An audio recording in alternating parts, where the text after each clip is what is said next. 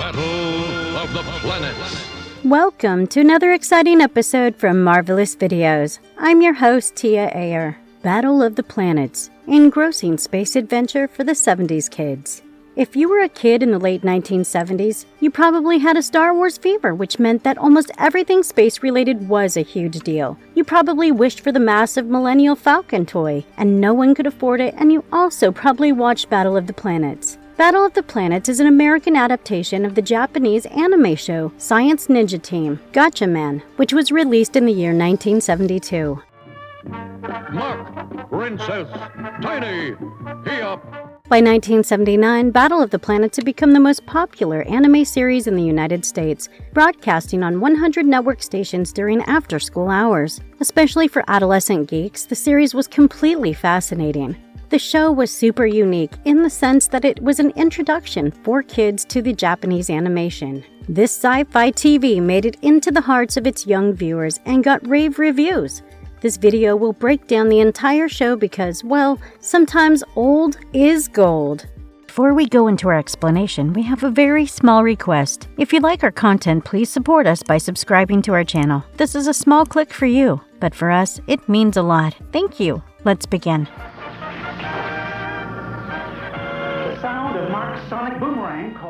What was the show all about? Battle of the Planets debuted in September 1978 as the very first English-American version of the popular anime Science Ninja Team Gatchaman. It was many children's first exposure to the vivid world of Japanese animation. The series was fantastic and really entertaining for fans. The show portrayed the story of 5 young orphans who were taught nearly from birth to battle the forces of evil from other planets, as we learned from the trumpet music and old-timey voiceover. The origin of the Battle of Planets is quite an interesting one. Sandy Frank attended the MIP TV conference in Cannes in April 1977. It was here that Frank first saw the Japanese anime Gatchaman, produced by Yoshida Brothers Tatsunoko Production. After seeing the success of Star Wars in May of 1977, Frank decided to release the series in the United States. The title of the American adaptation of Frank's series was Battle of the Planets. Without consulting the original scripts, Frank allowed new footage and recruited writers to develop lines to fit the appearance of the animation. The Battle of the Planets adaptation, made by Sandy Frank Entertainment in 1978, used 85 out of the 105 original Gatchaman series episodes.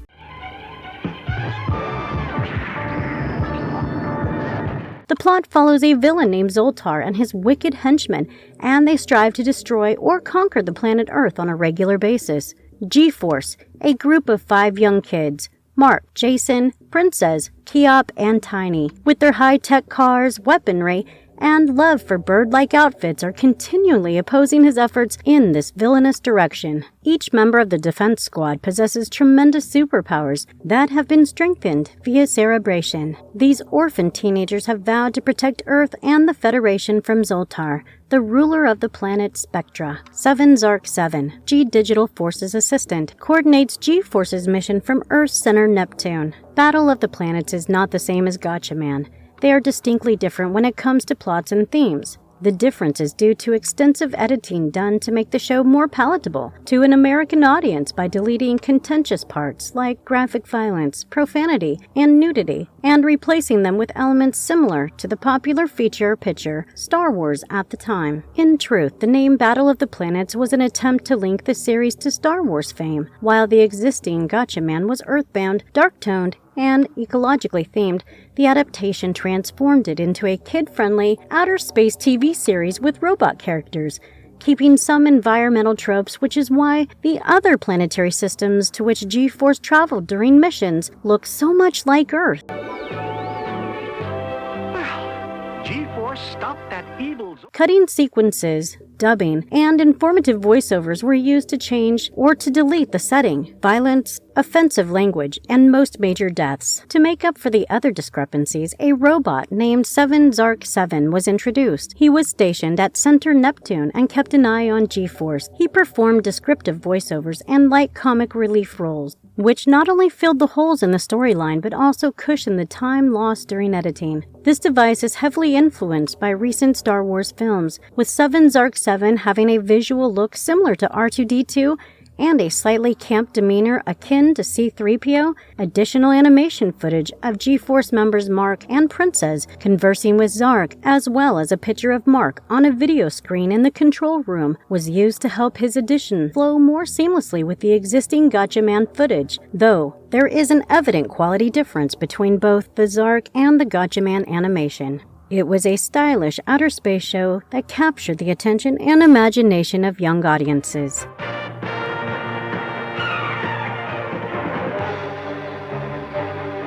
Exploring the initial episodes, where the story took us, Battle of the Planets focused on the 5 unlikely orphaned heroes who band together to save Earth from evil forces and surprise attacks from hostile planets, galaxies, and their rulers, with their mission being supervised by a little guardian robot called 7 Zark 7. The episodes open with their memorable and iconic narration of who the G-Force are and how they stand together, united in the face of evil, as Earth's main line of defense against interplanetary attackers. The first episode is titled Attack of the Space Terrapin and focuses on a massive radio-controlled kaiju that emerges from the water as rain pours down heavily on it. Immediately as the creature is spotted, a red alert sounds, and the military readies itself for battle. They fire at the massive creature repeatedly, but to no avail, and there's only one team that can help, the G-Force. 7 Zark 7 alerts the heroic team, and they set off transform into their hero suits using their fancy transmuting watches and make their way towards the out-of-control monster. We see their special gadgets and vehicles that help them combat these villains. They gather in their control room with their robotic guardian and discuss the details of the mission, after which they set out to hunt this invader from a planet named Spectra. This planet is the main antagonistic planet in the series, and evil creatures originating from it attack the Earth and the G-Force throughout the show. They make their way towards the scenes of the action where the military was still engaged in a battle with the beast and finally come face to face with it as it wages war and destruction. The G-Force expertly uses all their skills in tandem with each other to coordinate and quickly take down the monster, while some attack it from the outside and others work on intel within. This episode also shows us a glimpse of the bad guys as they board the most powerful spaceship from Spectra to take down the invaders. They are met by a small army of soldiers, but the G-Force disposes of them quickly, as if they were just nothing. They defeat the bad guys, and we are introduced to the Luminous One, who calls all the shots from the planet Spectra and is hell-bent on capturing and conquering the Earth, and by extension, G-Force. However, the episodes aren't super straightforward, and towards the end of this episode, the G-Force is forced into a tight spot when they realize that the bad guys had planted a bomb in their Phoenix spaceship. However, despite the initial panic, they managed to make it out of there alive without a scratch.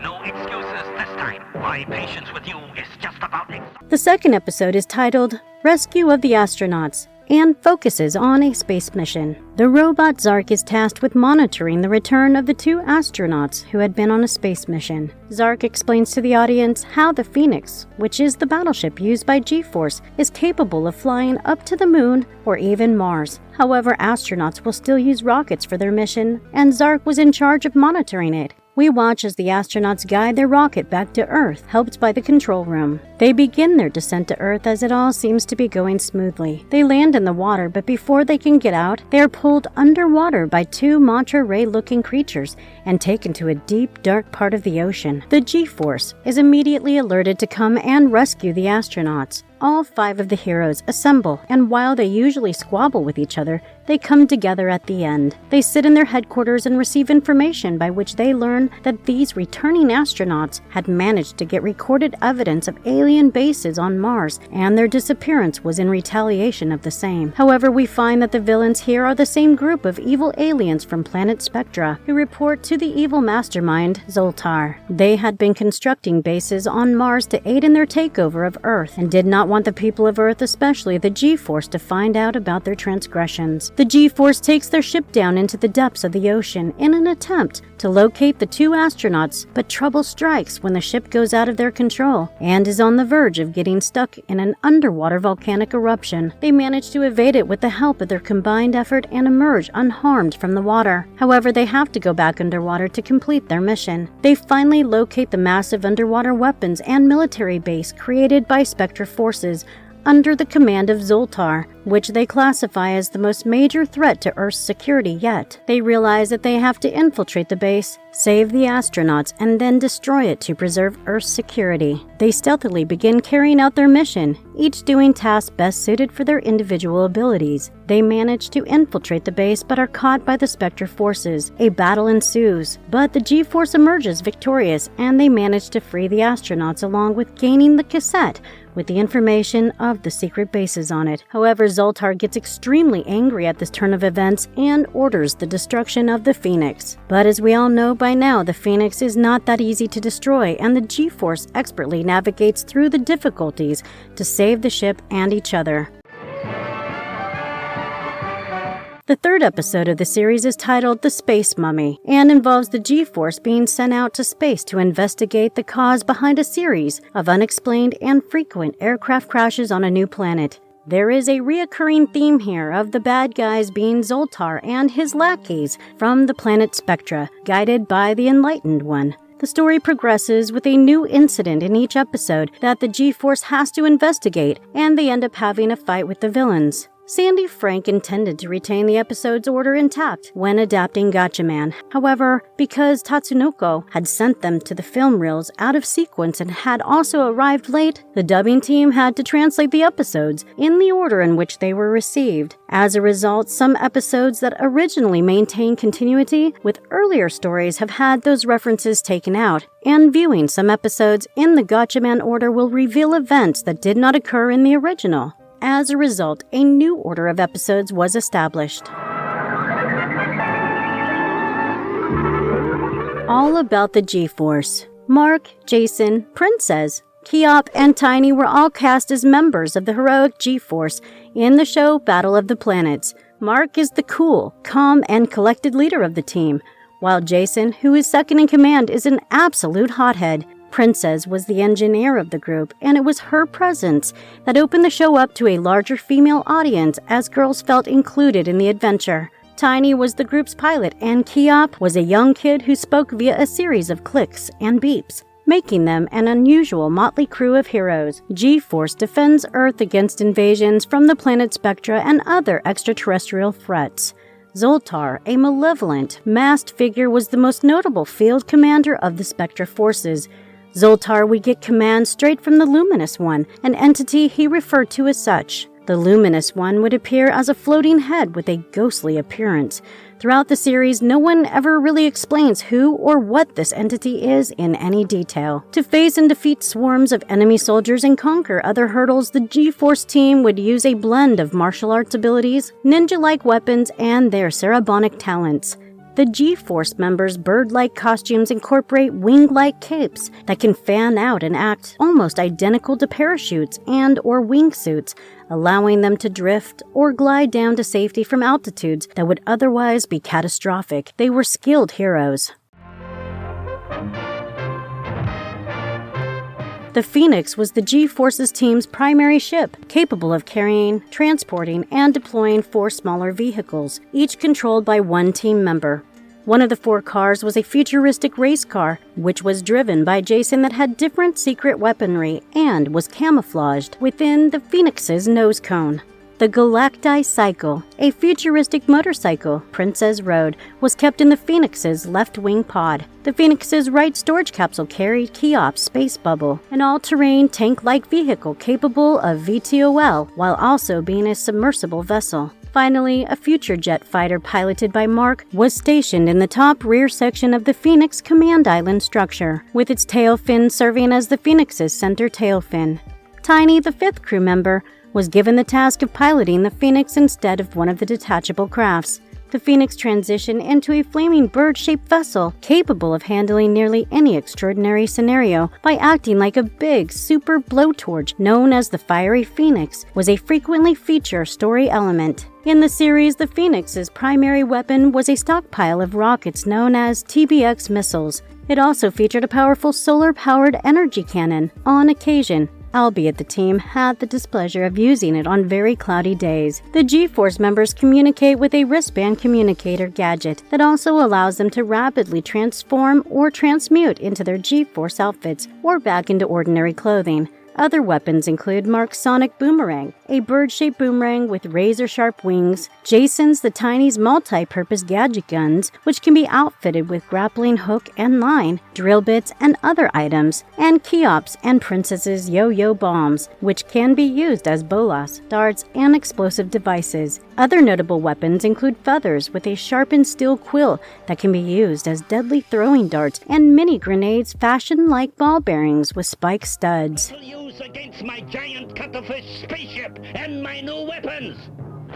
Zoltar, the mean, spunky villain of the show. The most visible leader on the planet, Spectra, is Zoltar, which he does not rule that world. He does command the majority of Spectra's missions against the Federation and its supporters. Zoltar is frequently referred to as Spectra 57's supreme ruler. Tiny, Jason, Cheop, and Princess have given him additional colorful names including Purple Party Pooper, Purple Creep, Purple Pirate 51, and Old Kinky. His past is unknown, although he does have a sister named Mala Latrose, who claims that Zoltar comes from the planet Spectra. He sees himself as an incarnation of Spectra, and he wishes to live indefinitely. He knows his way around a recording studio and has some surgical skills. Outside of his distaste for Earth and G-Force, little is known about Zoltar's likes and dislikes. We do know he enjoys chess, is terrified by ghosts, and panics when he hears the sound of whistling. He also enjoys a glass of wine to commemorate his successes. It's almost as mysterious as the man himself how he keeps control of Spectra's armies.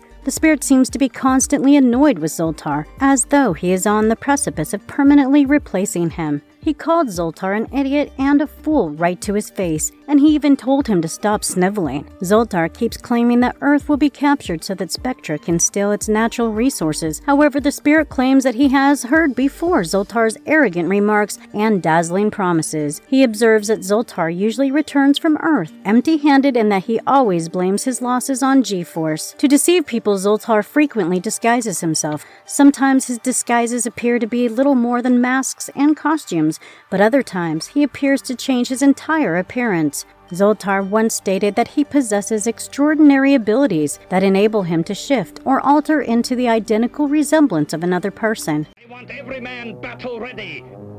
The Conway tapes are here on Arcturus. He has assumed the identities of a flute player, characters like Colonel Cornus, Chief Anderson, and President Kane Stewardess, among others. He appears to be quite knowledgeable about G-Force and its organization. He is aware, for example, that G-Force has cerebonic implants. Jason's name and membership in G-Force are also known to Zoltar. In addition, Zoltar seems to recognize Mark as a G-Force member even while he is dressed in civilian clothes. He also has the annoying ability to push transmissions through view screens in Center Neptune, Federation headquarters, and on the Phoenix. Zoltar is an extremely crafty mastermind, and he is always prepared for the worst by including escape cars in his plans. He's had these on most, and if not all of the Spectre bases and machines he's controlled. Zoltar's personal ship has also rescued him from bases on several occasions. Zoltar carries a pistol on occasion and carries small bombs in his mouth that can be thrown at opponents. The spirit advises Zoltar to save himself first and foremost, an instruction that Zoltar easily follows. G-Force has had Zoltar in their hands on countless occasions, and it irritates Mark that the cunning villain manages to elude captivity time and time again. The spirit fills the room with a brilliant flash that knocks the G-Force asleep, the one single time Mark is able to get a grip of Zoltar, and removes his mask. Zoltar manages to flee, but not before Mark notices Zoltar's long, flowing blonde locks. Following that, Mark speculates that Zoltar might be female, which Tiny dismisses. When Zoltar is able to demolish the main research center building, he achieves his biggest triumph against G-Force. When Zoltar's strike destroys this crucial undersea building, several members of G-Force, including Chief Anderson, are almost killed. This shows that he wasn't a shambling villain. He was super intelligent and knew how to get things done, which made the constant tension between him and the G-Force more palpable. Man, that airport is one big bonfire. Marvelous verdict on this awesome underrated gem. The combination of American cartoons and manga resulted in this highly stylized product. Battle of the Planets is without a doubt the best animated series ever done. This cartoon has it all. A hauntingly wonderful theme tune, fantastic animation, and fantastic narrative lines. The classic Godzilla approach to monsters is admirably maintained in Battle of the Planets. They emerge from oceans and volcanoes. They're enraged, and major cities must pay the price. What is the explanation for all this violence? Just for the sake of it. Through Battle of the Planets, Sandy Frank brought Tatsunoko's Science Ninja Team Gatchaman to America. The names were changed to protect the innocent, or because they erroneously believed that American children would not be able to identify with Japanese names such as Ken, Joe, and June. So, what are you going to do? Casey Kasem, Ronnie Shell, and Janet, Judy Jetson. Waldo provided the voices for Mark, Jason, Princess, Tiny, and Keop. Seven Zark and a robot with blatantly inferior animation was included to reinforce the ties to the then popular Star Wars. The show was relocated from Earth to space. People died from time to time, although not in the same numbers as in Gatchaman. Spectra forces were always ejected from exploding jets and ships, just as they were in the later G.I. Joe series. The adult plot, though, set this apart from the typical animated fare.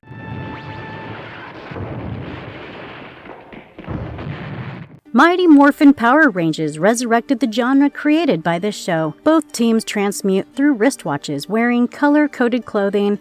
Language and plots are irrelevant, and their combined special abilities rescue the day. The concept of a superhero team with a secret home life was also introduced in this episode. Each character had a personality tick. Mark was the leader, solely focused on his objectives. Jason was the outspoken campaigner, and Princess kept the emotional side together. Regardless of their differences, they'd eventually join together in the Flaming Phoenix, the whole being larger than the parts of its parts. That's what made it so much fun on the playground. Each of your pals had a position that suited their personality. The characters have genuine emotions and motives. They seek vengeance, experience envy and anxiety, have relationships, and even get hurt. Even after being highly restricted, the battles were fantastic. The criminals were not mistaken. They were openly evil. The heroes didn't always come out on the top, or at least not always totally. Personal growth and ongoing subplots were also present. It was a refreshing departure from Super Friends and Scooby-Doo.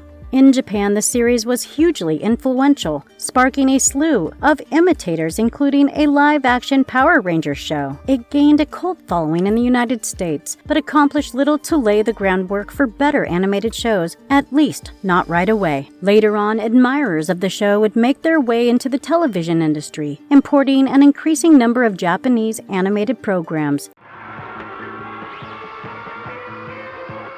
Japanese television shows and manga comics now account for a significant portion of juvenile entertainment. Rather than bootlegs, the DVD renaissance had eventually brought the unedited Gatchaman as well as the revised BOTP to American homes. There's even talk of a second season and/or a new show. Even if it's a little out of date, there's still a lot of fun to be had here. This is the epitome of traditional animation. It's out of date when compared to today's animation. However, it was a classic in 1978. Speed Racer, a classic and one of the best shows, was created in the same Japanese animation style. To sum it up, if any middle-aged adults want to relive their youth by viewing what was undoubtedly the best program during their childhood days, I recommend watching a few episodes of Battle of the Planets to get your adrenaline pumping and relive wonderful memories. By 1979, the show had become the most popular anime series in the United States. Sentai Filmworks had licensed the Gatchaman franchise as of June 2013. Gatchaman, a long-delayed CGI film based on the property that was set to be released in 2011 by Warner Brothers, was officially canceled in June 2011.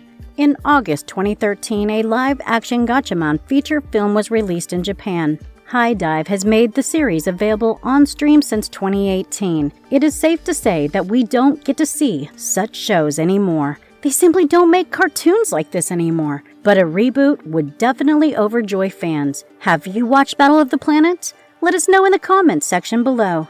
And if you liked our content, don't forget to leave a like and subscribe to us if you haven't already. Have a good one and be safe. Thanks, everyone. Mark, Princess, Tiny, Keop.